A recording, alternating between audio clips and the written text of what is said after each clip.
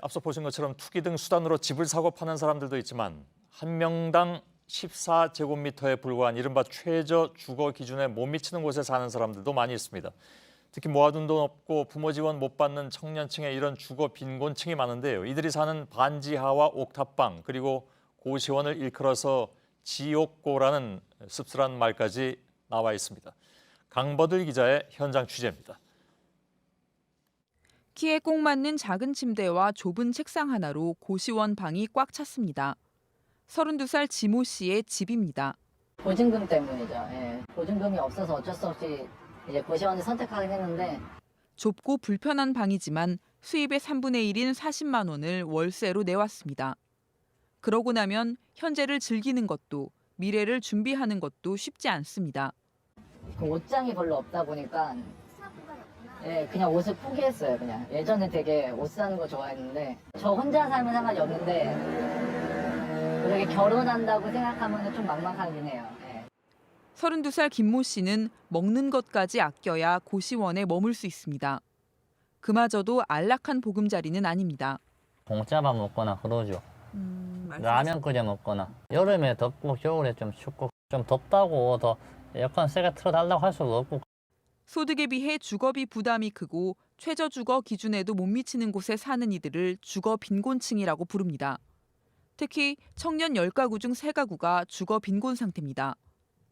대학원생 박재범 씨는 시민단체가 운영하는 보증금 80만 원, 월세 28만 원짜리 쉐어하우스에 입주했습니다. 그나마 운이 좋아 부담이 훨씬 줄었다고 말합니다.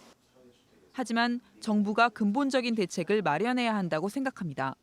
돈을 모을 수가 없죠. 일단 일자리만큼 근본적인 어떤 문제이지 않나. 보장이 뭔가 되어야 사실 미래를 계획하고. 시민단체들은 청년 주거 빈곤층을 위해 보증금 지원과 주거급여 지급의 확대 등을 요구하고 있습니다. JTBC 강버들입니다. 네, 우리가 앞에서 영상을 하나 보고 왔는데 여러분 느낌이 어떠세요? 지금 이 수업을 듣고 있는 친구들 중에 이런 경험을 벌써 해본 친구들도 있고 또 지금 학교 앞에서 자취를 하는 친구들은 이러한 상황이 지금 절실히 와닿을 수도 있을 거예요. 다행히 또 우리 학교는 기숙사가 잘 제공되고 있어서 조금 상황이 나은 편인데 또 일부 학교들은 학교 주변에 이런 원룸 주인들이 기숙사 짓는 걸 반대해서 학교에 기숙사가 공급되지 못하는 경우들이 있어서 이러한 이 지옥고의 현실들이 더 심각하게 다가오는 경우들이 있죠. 그리고 이제 우리가 취업을 하게 되면 이러한 일들이 더 현실로 와닿을 수 있습니다. 그래서 이러한 문제는 사실 제가 대학교 다니고 젊었을 때도 계속 있었던 문제예요. 그래서 우리가 조금 더 현명하게 정부가 청년들을 위해서 제공하는 여러 가지 제도들을 알고 활용할 수 있다라고 하면 조금 더 나은 선택을 할 수 있지 않을까라는 생각이 들어서 그런 것들을 여러분들한테 알려주고 싶은 것이 저의 바람입니다. 자, 그러면 우리가 이러한 주거비 부담에 대한 문제들을 평가하는 지표가 있는데 이걸 좀 배우고 우리가 정부가 청년들에게 제공하는 몇 가지 주거복지 정책에 대한 것들을 공부를 해보도록 하겠습니다. 자, 먼저 RIR이라는 지표가 있어요. 이것은 Rent to Income Ratio라고 해서 주택 임대료의 월 소득 대비 비율입니다. 한국말로 하면. 자, 이거는 총 소득 중에서 월 임대료가 얼마를 차지하느냐를 나타내는 비율이겠죠. 자, 그래서 그러니까 전체 중위월 임대료를 중위월 소득 가구로 나누어서 이제 산출을 하게 됩니다. 그래서 소득에서 주거비가 차지하는 비중이 어느 정도인지를 보여주는데 이 주택 임대료 비율이 높으면 높을수록 주거비 부담이 큰 거겠죠. 그래서 우리나라의 국가지표 체계에서 설명하기를 일반적으로 주택 임대료 비율이 20%를 넘어가게 되면 주거비 부담이 가중하다라고 판단한답니다. 자, 그럼 다시 말하면 내가 월 100만 원을 벌면 20만 원, 100만 원 중에 20만 원을 월세로 내면 부담스럽다라는 거예요. 그래서 그 이하의 임차 부담을 할 수 있도록 정부가 이 임차 시장을 개편을 하거나 아니면 주거에 대한 보조를 해줘야 되겠죠. 그래서 우리가 임대주택의 임대료 산정을 할 때 이 RIR이라는 지표를 사용하게 됩니다. Rent to Income Ratio라는 걸 실제로 쓰게 되겠죠. 그래서 실제로 이제 임대주택에 들어가는 사람들에게 적정한 임대료가 어느 정도 되는지를 알아볼 때 이 RIR이라는 지표를 우리가 사용하고 있습니다. 또 하나는 하우징 어포더빌리티라는 거예요. 어포더빌리티라는 것은 지불 가능한 능력이잖아요. 그래서 전체 소득에서 주거 비용이 차지하는 비율이 30%를 넘지 않아야 된다라는 걸 의미하는 거예요. 그래서 우리가 이 UN 헤비타트에서 보면 통상 이제 이렇게 30%까지를 얘기하는데 일반적으로 30% 너무 부담이 되는 범위고 통상 25% 규칙을 적용하게 됩니다. 그런데 이제 미국의 경우에는 이게 계속 늘어나가지고 평균적으로 지금은 한 27% 정도 된다라는 거예요. 이 이야기는 주택 가격이 계속 올라간다라는 거죠. 여기에 이 주거 비용은 사실은 우리가 월세만 얘기하는 게 아니라 집을 샀을 때 우리가 이제 이 미국 같은 경우에는 모기지라는 게 잘 돼 있어가지고 적은 비용으로도 집을 사고 나머지는 어떻게 돼요? 장기간에 걸쳐서 나누어서 내면 되잖아요. 그럼 이자랑 원금을 갚죠. 거기에 해당되는 그 돈도 사실은 다 주거 비용에 해당되는 거예요. 그러니까 이 집을 살 때 빌린 대출금과 대출금, 이자 이걸 갚는 그 비용들이 다 주거 비용에 해당되는데 그걸 갚는 비용이 전체 총소득의 30%를 넘지 않아야 된다라는 거죠. 더 일반적으로 조금 더 보수적으로 적용할 때 25%를 넘지 않아야 된다. 이게 하우징 어포더빌리티입니다. 그래서 우리가 어포더블 하우징이라는 거는 지불 가능한 주택, 그러니까 실제로 임대료가 부담되지 않는 주택을 의미하죠. 그래서 저렴한 주택이라고 한국말로 표현을 합니다. 그래서 주거비 부담이 덜어지는 주택들을 이야기한다라고 생각하시면 돼요. 이렇게 주거 취약계층한테 주거비 부담을 덜어주기 위해서 만든 대표적인 어포더블 하우징이 우리나라에서는 행복주택이라는 이름으로 박근혜 정부부터 공급이 되었습니다. 그리고 지금도 공급이 되고 그중에 여러분이 선택할 수 있는 유형이 청년주택, 대학생주택, 그 다음에 나중에 결혼하면 여러분이 들어갈 수 있는 신혼부부 주택들이 있죠. 그래서 우리가 지금부터는 행복주택에 대해서 알아보도록 하겠습니다.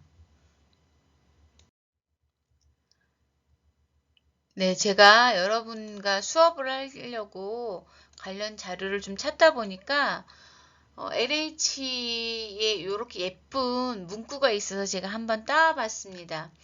청년에게 꽃길이 되는 행복주택 2020년 봄 꽃길을 걷다. 너무 예쁘죠? 그래서 제가 우리 호서대학교 부동산과 생활경제 학생들에게, 수강생들에게 꽃길이 되는 행복주택에 대해서 안내해 드리겠습니다. 네, 행복주택, 해피하우징은 2013년 박근혜 정부 시절에 만들어진 임대주택 제도입니다.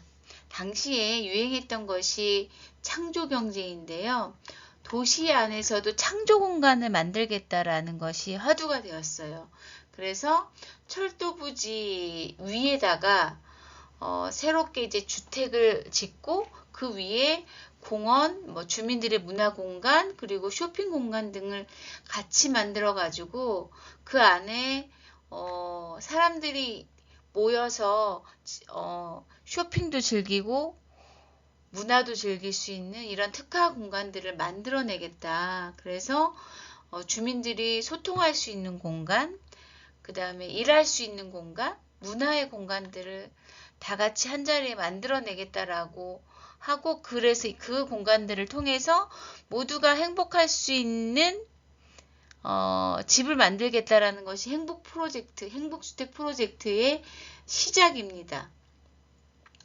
그래서 당시에 이제 정부가 수도권 도심 7곳에 행복주택 1만 호를 짓기 위해서 시범지구 7곳을 발표를 하고, 거기 안에다가 일자리를, 사회적 기업을 유치해서 일자리 창출을 지원을 하는 친환경 복합 주거타운 조성 계획을 발표를 하고 순차적으로 행복주택을 건설하게 됩니다. 이것이 행복주택의 출발이고, 박근혜 정부 이후에 그 정책을 이어받아서 현 정부도 지금 행복주택을 공급하고 있습니다. 그래서 이제 간혹 자료에 행복주택은 젊은 층을 위해서 공급되는 주택이라고만 소개되고 있는데, 그런 자료들은 사실 조금 잘못된 거고요. 제가 지금부터 설명을 드리도록 하겠습니다. 행복주택은 대학생, 신혼부부, 사회초년생 등의 젊은 계층을 위하여 직장과 학교가 가까운 곳, 그러니까 접근성이 좋은 곳, 또 대중교통 이용이 편리한 곳에 짓는 임대료가 저렴한 공공임대주택이다 라고 정의할 수 있습니다. 근데 통상 이렇게 이제 나와 있는 것들이 많은데요. 여기에 플러스, 그러니까 대학생, 신혼부부, 사회초년생의 젊은 계층 플러스 고령자, 그리고 주거급여를 받는 주거급여 수급자 등의 주거 취약계층의 주거 안정을 위해서 공급하는 공공임대주택이다 라고 보시면 되겠습니다. 그러니까 행복주택에 들어갈 수 있는 계층은 두 계층으로 나뉘어요. 대학생, 신혼부부, 사회초년생의 젊은 계층 플러스 고령자, 주거급여 수급자와 같은 주거 취약계층, 이렇게 두 계층이 다 들어갈 수 있다라는 겁니다. 자, 그래서 이 행복주택의 가장 큰 특징은 임대료가 저렴하다는 데 있습니다. 그리고 정부가 기존에 공급하는 임대주택과 달리 접근성이 좋은 곳에, 그러니까 직장이나 학교가 좋은 곳, 도심에 접근성이 좋은 곳에 공급하려고 계속 노력을 하고 있다라는 거죠. 자, 그래서 행복주택의 임대료는 주변 시세의 60에서 80% 수준으로 저렴하다라는 데 있습니다. 자, 그리고 거주 가능 기간은 누가 들어와 사느냐에 따라서 달라져요. 자, 대학생과 청년은 2년씩 3번까지 최대 연장할 수 있고요. 그 다음에 신혼부부는 아이가 1명일 때는 8년, 그 다음 2명일 때 10년, 2명 이상일 때 10년까지 살 수 있습니다. 그 다음에 고령자 주거급여 수급자의 경우에는 주거 취약계층이기 때문에 최대 20년까지 거주할 수 있도록 하고 있습니다.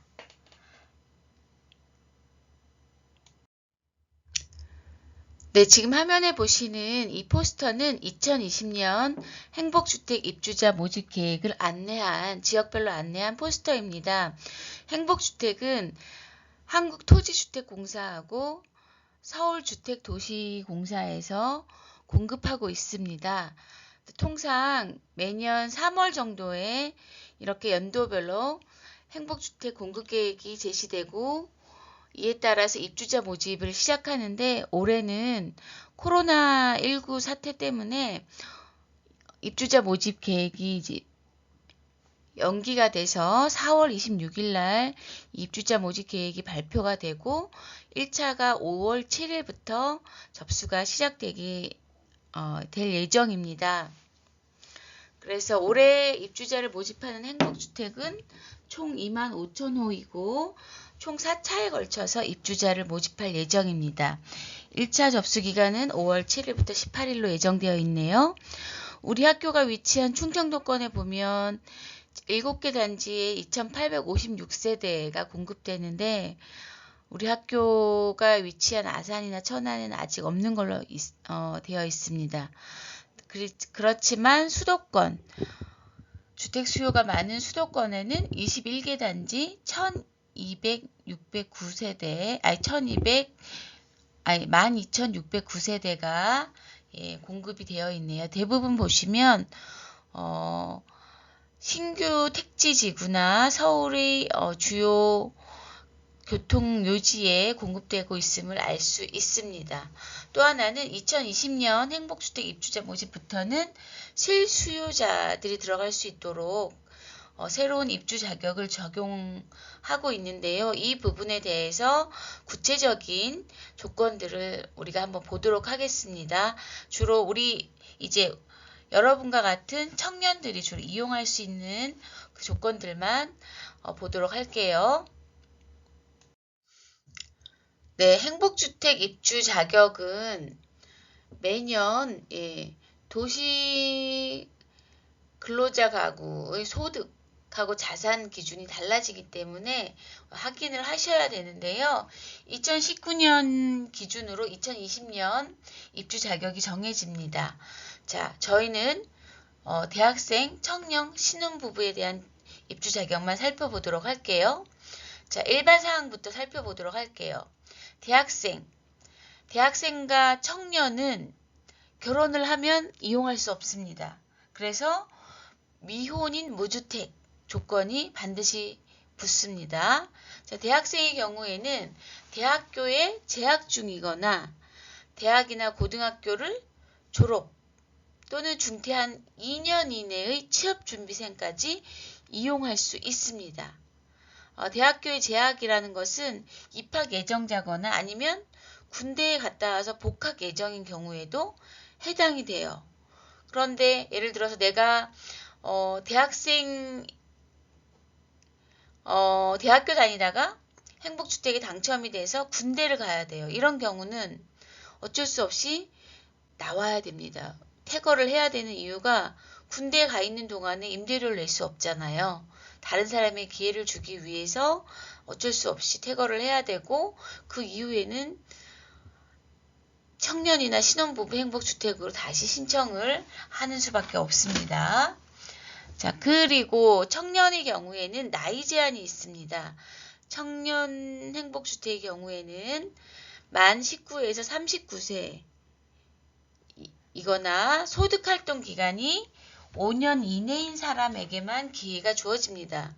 또는 퇴직 후 1년 이내의 사람 중에서 구직급여 수급 자격이 있는 사람. 왜냐하면 이 행복주택은 사회적 약자에게 주거 안정을 할 수 있도록 주거권을 보장하기 위해서 정부가 정책적으로 제공하는 혜택이기 때문에 소득이 안정되어 있는 사람에게는 이 행복주택 입주 자격을 주지 않습니다. 그래서 소득활동 기간이 5년 이내라고 제한을 두고 있다라는 거죠. 다음으로는 가장 많은 이제 포션을 차지하고 있는 신혼부부 주택입니다. 신혼부부 주택은 결혼 후 7년 이내의 신혼부부에게 입주 자격을 주고 있습니다. 그래서 예비 신혼부부들도 혼인증명서를 나중에 이제 제출을 해서 결혼한 것을 증명을 하면 신혼부부 주택에 입주할 수 있지요. 자, 그러면 소득과 자산의 기준은 어떻게 되느냐? 대학생의 경우에는 본인의 총 자산이 7,500만 원 미만이어야 되고요. 중요한 건 대학생은 자동차가 있는 경우에는 행복주택에 입주할 수 없습니다. 그다음 청년의 경우에는 본인 소득이 평균 소득의 80% 이하인 경우에 입주를 할 수 있고, 본인의 총 자산, 청년 자산이 이렇게 많은 경우는 별로 없겠죠. 2억 3천만 원 정도 미만인 경우에 해당되고, 자동차는 청년의 경우에는 자동차 보유가 허용이 되는데 2,500만 원 미만 정도의 자동차가 있는 경우는 허용이 됩니다. 신혼부부는 청년들보다는 조건이 조금 더 완화되어 있어서 자산의 경우에는 세대 내 총 자산이 2억 9천만 원 정도, 자동차 기준은 동일합니다. 지난해와 달라진 소득 기준은 세대 소득이 평균 소득이 100%, 이 경우에는 외벌이 기준이고요. 지난해까지는 외벌이나 맞벌이 상관이 없었는데 올해부터는 맞벌이 신혼부부에 대해서 소득 기준이 완화가 됐습니다. 그래서 월 평균 소득이 120%로 추가가 돼서 입주 자격이 확대됐습니다. 요즘에 젊은 친구들은 다 맞벌이로 활동을 하죠. 그래서 신혼부부들이 실질적으로 이런 행복주택 입주를 할 수 있도록 정부가 정책을 완화했다라고 보시면 되겠습니다. 여기에는 제가 제시하지 않았지만 산업단지 근로자들을 위해서 제공하는 산업단지 행복주택도 있어요. 이 경우에는 이제 소득 기준으로 평균 소득의 100%가 되겠고, 총 자산도 2.8억 원 이하, 평균 자동차 소득 기준도 동일하다라고 보시면 되겠습니다. 이런 경우에는 이제 창업 지원을 하는 경우 창업 지원 주택이나 또 산업단지 주변에 행복주택이 이제 지어지는 경우들에 한해서 이제 이런 산업단지 근로자나 창업을 하는 친구들이 들어갈 수 있도록 이제 행복주택이 제공되는 경우들이 있죠. 올해 제공되는 것 중에서 이제 판교에 창업 지원자들에게 제공하는 행복주택이 있습니다.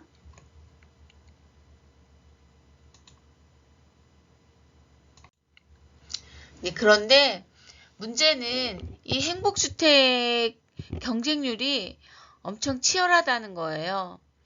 그래서 여러분이 나중에 이용할 수 있는, 주변에 이용할 수 있는 이런 행복주택이 공급이 되면 가능한 한 많이 트라이를 해보면 좋을 것 같아요.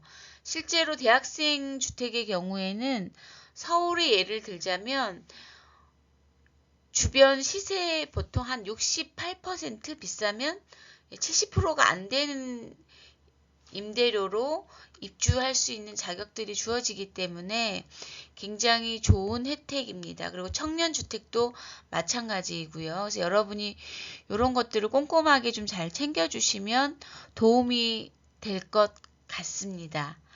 자, 그러면 제가 여기에 연결해서 LH하고 국토부에서 행복주택 입주와 관련된 동영상을 하나 만들어서 올려놔서 요걸 링크를 하나 걸어보도록 하겠습니다. 여러분 걱정하지 마세요. 행복주택이 있습니다. 금액적인 부분에 대해서는 어떻게 조금 이점이 있을까요? 그렇죠. 네, 그것도 걱정 안 하셔도 돼요. 월 24,000원에 거주하실 수 있습니다. 포기를 하게 되면은 다음번에 다시 응모를 할 수 있나요? 다른 행복주택에는 신청하실 수는 있습니다. 청약 통장이 없어도 괜찮습니다. 옵션 갑니까?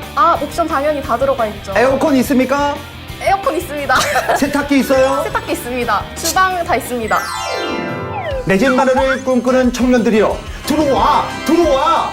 대한민국 청년들의 주거 문제를 해결하는 당신의 하우스. 오늘은 말이죠, 청년들 반지하 살고 고시원 살고 정말 옥탑방 지긋지긋하시죠? 힘드셨죠? 지금부터 주거 어벤져스가 해결해 드리겠습니다.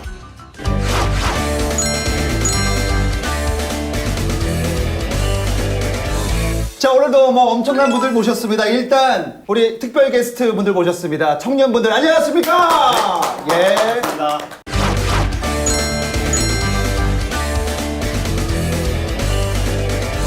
벌써 보십시오. 얼굴이 어둡습니다. 예. 힘드시죠?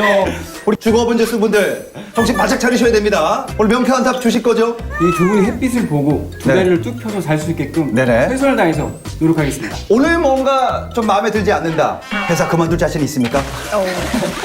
그만두지 않을 정도로 열심히 하겠습니다. 아, 좋아요. 예. 자, 다음 우리 김선영님. 자, 오늘 각오 한번 들어보겠습니다. 예. 제가 어벤져스인지 몰랐는데 네네. 어벤져스라고 하시니까 네. 절벽에서 몸을 던진 블랙 위도우처럼 네네. 해보겠습니다. 아, 좋습니다. 이런 정신으로 갑니다, 여러분들. 오늘 정말 꿀팁 나오니까 꼭 끝까지 봐주시기를 다시 한번 부탁을 드리도록 하겠습니다. 청년들 너무 힘들어요, 그죠? 사는 게 너무 힘들죠. 일단 우리 김병찬님은 현재 어디 사시습니까? 예, 어디 지금 사세요? 신림동에 자취를 하고 있는데 네네. 원래는 파주가 본가여서 아. 때문에 네, 지금 자, 집이 빌라입니까, 오피스텔입니까, 아니면 뭐 다세? 지금 다가구 주택이라고 해가지고 네네. 집주인이 할아버지 분이신데 아. 이제 얹혀서 살고 있는 지역입니다. 예. 그 집주인이 좀 힘들게 한다는 얘기도 좀 들었거든요. 예. 네, 오늘도 샤워하고 있는데 갑자기 지금 보일러를 틀어서 예. 네, 그게 놀랐다고 지금 문을 두들기셔가지고 네, 당황스러웠던 적이 좀 있어요. 이거 보십시오, 지금 힘들어하지 않습니까? 이거 보십시오, 지금 힘들어하지 않습니까? 여러분들 힘내십시오. 주거 어벤져스 해결해 주셔야 됩니다. 신가영님은 어떠셨습니까? 예. 저는 쭉 부모님이랑 살다가 올해 3월부터 등록을 하게 됐어요. 아. 그래서 이제 원룸 오피스텔에 살고 있는데 이게 원룸인데도 보증금이 1억이 넘어가지고 목돈이 제가 많진 않다 보니까 네. 거의 다 대출을 받아가지고 살고 있긴 한데 사실 제가 모아본 적도 없는 액수의 돈을 빚으로 지고 있다고 하니까 좀 그렇죠. 부담이 되는 것 같아요. 우리 김선영님도 이런 비슷한 시절이 있었다고 들었습니다. 그죠? 아, 네. 아, 저 어. 김병찬님이랑 되게 비슷한 것 같은데 저도 네네. 집 일산 쪽인데 고시 공부할 때 저도 신림동에서 살았거든요. 아, 그때 신림동. 방이 4평짜리 방이었는데 4평. 월세가 35만 원 정도? 근데 진짜 좁아가지고 예. 친구들 오면 집에 들일 수도 없고 집에 막 책 예. 차면은 누울 데도 없고 네. 그런 데서 조금 지냈어가지고 이제 청년분들의 그 지옥고 고충이 좀 더 와닿는 것 같습니다. 자, 저도 뭐 이랬던 시절이 있었습니다. 예, 정말 힘든 청년들이 많은데, 오늘 우리 청년분들이 그냥 또 진행하는 게 아닙니다. 우리 이분들, 주거 어벤져스의 이야기를 듣고, 아, 이건 정말 도움이 됐다. 이거 괜찮다라고 생각하시면 이 공을 넣어주시면 됩니다, 여기다가.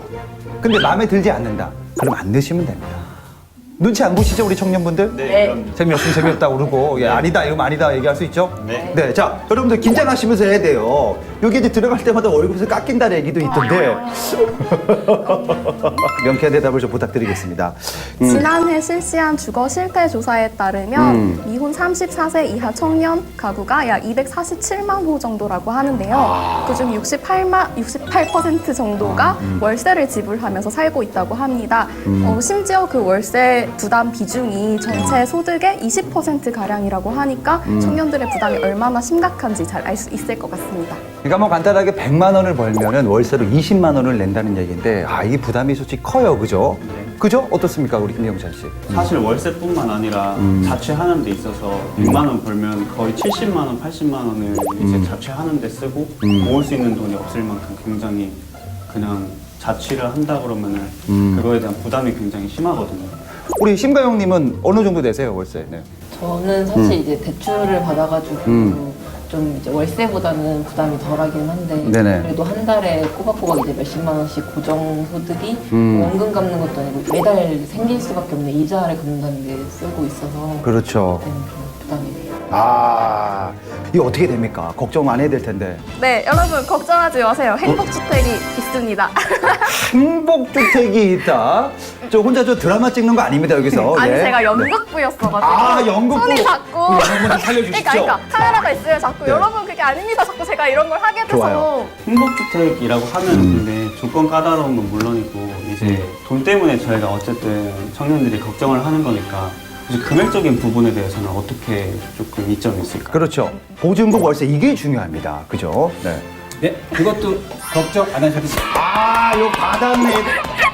리액션 요거 예 괜찮아요. 어때요? 자, 이거 리액션이 일단 리액션이 원래는 한 5개씩 넣어야 되는데 하나 냈네요. 예. 행복주택은 그 임대료 시세가 주변 시세의 60에서 80%로 제공을 하는데요. 네. 지역마다 다릅니다. 근데 아까 어. 말씀하신 것처럼 대학교 밀집 지역에 위치한 서울 가자지구의 경우에는 대학생으로 입주하게 되면 전용 면적 16평인데요. 보증금 3,400만 원에 통신료보다 작은 월 64,000원에 거주하실 수 있습니다. 64,000원? 네, 그렇습니다. 제가 지금 핸드폰 비가 11만 원이거든요. 그러면은 이거 아껴서 행복주택 들어갈 수 있는. 와, 대박이다. 두 달째야, 두 달째. 와, 대박. 64,000원 이거요? 와, 16평인데 한 달에 64,000원이면은 와. 제가 지금 내고 있는 대출이자의 훨씬 몇 분의 1 정도 수준인 것 같아요. 자격 조건. 이것도 중요합니다. 어떤 조건이 돼야 되는지 이것도 깐깐하죠, 좀? 행복주택 같은 경우에는 자격 조건이 2가지 정도로 나눌 수가 있습니다. 일단 대학생 같은 경우에는 미혼인 무주택자 중에서 대학에 재학 중인 거나 취업을 준비하고 있는 사람들, 또 이제 청년 계층, 이게 청년 계층 안에 대학생, 청년 이런 식으로 약간 나눠져 있는 거거든요. 아, 나눠져 있어요, 네. 네, 청년 계층은 미혼인 무주택자 중에서 만 19세에서 39세 사이인 사람이 입주 대상입니다. 만 19세인 거죠? 네. 근데 이제 대부분 빠른 친구들은 대학교 가면 또 19세 안 들어갈 수도 있는데 이런 건 또 안 되는 거군요. 대학생. 그분들은 대학생으로 신청을 하시면 나이에 대학생으로. 야, 이거 날카롭게 했는데 딱 답을 줬어요, 우리 박 선생님이. 아, 예리했습니다. 아, 들어갑니다, 예. 대학생이기 때문에. 자, 또 어떤 조건이 있을까요? 네. 청년 계층은 미혼인 무주택자로서 만 19세에서 39세이고 또 소득 활동 기간이 5년 이내여야 한다는 뭐 이런 조건들을 충족을 하셔야 됩니다. 이렇게 100대 1 뚫고 당첨이 딱 됐는데 행복하죠. 하필 그때 좀 여건이 안 돼가지고 이제 포기를 하게 되면은 다음번에 다시 응모를 할 수 있나요? 아, 요것도 당첨이 됐다가 좀 약간 여건에서 좀 미뤘다가 들어갈 수 있는지. 만약 입주 기간이 계약 기간이 지났다면 아까 말씀하신 것처럼 포기하시면 다시. 그 후순위 입주자한테 수익을 가기 때문에 그 집은 안 되지만 다른 행복주택에는 신청하실 수는 있습니다. 다시 또 청약을 네. 도전을 해야 되는구나. 청약도 말씀하셨는데 제가 청약을 원래 들었다가 이제 좀 급전이 필요해서 깼거든요. 그럼 혹시 행복주택에 이제 청약 통장이 없어도 들어갈 수는 있는 건가요? 행복주택에 청약을 넣을 때는 청약 통장이 없어도 괜찮습니다. 아, 이거 없어도 된다. 예. 네. 왜 대학생분들이 청약 통장을 이렇게 미리 갖고 있는 분들이 그렇게 많지 않아요. 네. 그냥 너 이제 막 고등학교 졸업하고 했는데 언제 그런 걸 다 챙기겠어요? 그렇죠. 그런 게 네. 없는 친구들도 청약 접수를 할 수는 있는데 저희가 입주 전까지는 청약 통장 가입 사실을 확인을 하고 있습니다. 그래서 청약을 넣고 당첨이 되시면 청약 통장에 가입하셔서 가입 사실을 이제 저희한테 확인을 시켜주셔야 됩니다. 아, 뭐 10,000원이든 20,000원이든 그 만들어야 된다. 네, 네. 금액은 상관없는 건가요? 네, 금액은 상관이 없습니다. 아, 좋습니다. 예. 아, 이렇게 행복주택 뭐 얘기는 많이 들었어요. 그죠? 행복주택. 모르시는 분들이 많은데 뭐가 괜찮은 겁니까, 이게? 행복주택은 일단 입주 계층 자체가 대학생이나 신혼부부처럼 젊은 계층을 주로 하고 있어요. 또 기존에는 공공임대주택이 도시 외곽이나 이렇게 좀 대중교통 이용이 불편한 곳에 많이 있었다, 뭐 이런 생각을 하고 계시는데 맞아요, 네. 저희가 공급하는 행복주택 같은 경우에는 청년이나 대학생들이 대중교통을 이용해서 편안하게 직장이나 학업을 이행할 수 있도록 도심 내에 공급하고 있다는 특징이 있습니다. 맞아요. 그게 핵심입니다. 도심에 있어요. 가까운 뭐 지하철도 있고. 그거 아시죠? 네, 어떻습니까? 예. 저도 이제 뭔가 행복주택이라고 하면은 조건도 까다롭고 거리도 항상 멀 거라고 생각을 했는데 그런 것들이 있다니까 굉장히 지금 관심이 가네요. 맞습니다. 행복주택의 가장 큰 장점은 바로 역세권 이거 아닙니까? 그죠? 네. 또 설명을 좀 부탁드리겠습니다. 네. 도심 내에 공급을 하려고 노력을 많이 하고 있고 그렇죠. 또 임대료 같은 경우에도 저희가 공공임대주택이기 때문에 좀 저렴하게 공급을 하고 있습니다. 또 저희가 집만 지어드리는 게 아니라 그 안에 각종 편의시설도 같이 지어드리거든요. 아, 옵션 갑니까? 옵션 당연히 다 들어가 있죠. 에어컨 있습니까? 에어컨 있습니다. 세탁기 있어요? 세탁기 있습니다. 주방 다 있습니다. 침대는 애매하죠? 침대는 이제 그 개인 취향이 있기 때문에 네네. 저희가 그거는 조금 침대 어렵군요. 맞아요. 냉장고 갑니다. 냉장고. 냉장고 있어요. 냉장고 아, 있어요. 냉장고 있으면 프로. 또 뭐가 있을까요, 여기? 네, 안에. 1층에 편의시설이 많이 들어가 있는데 네. 작은 도서관이 있는 경우도 있고 또 신혼부부를 위한 행복주택 같은 경우에는 국공립 어린이집을 같이 이렇게 엮어서 들어가기도 하거든요. 네네. 또 청년들이 이용할 수 있는 청년 카페 뭐 이렇게 다양한 시설들이 들어가고 있습니다.